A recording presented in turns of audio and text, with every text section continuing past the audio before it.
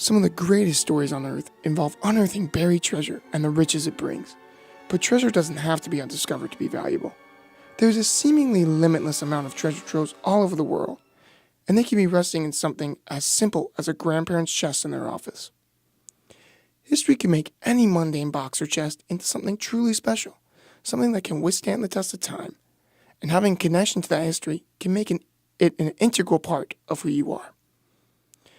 For Trent's family, those treasures come from Europe, where his great-grandmother was born and raised, and where his great-grandpa was stationed during World War II.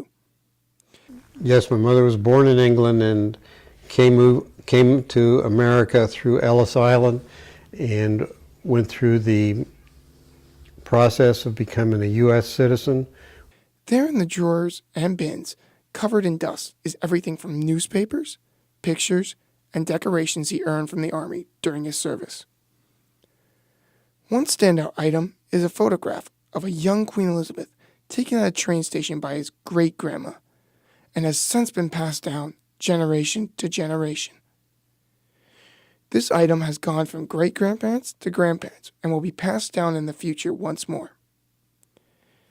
Many of the other photos that are featured in this chest include things such as a photo of Kenneth Dyer, Trent's aforementioned great-grandpa, in full military attire, along with the generals he served under.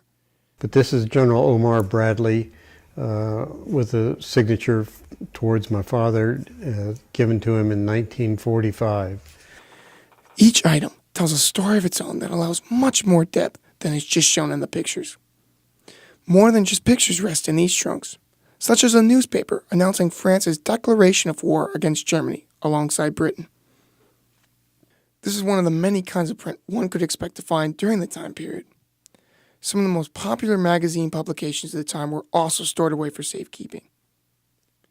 These things, and many more, are timeless and could be a part of stories for generations. However, with the digital revolution, there's a risk of traditions like these dying out. Unfortunately, today's technology and today's children and the future generations don't seem to be as interested in the past as they used to, and a lot of it is modernization, of course, with people living all over the country and no one really holding back to where they were as it was 50, 60 years ago. While this may seem like a pessimistic and outdated outlook on technology to some, it should be viewed merely as a reminder that sometimes the old-fashioned way isn't in need of changing.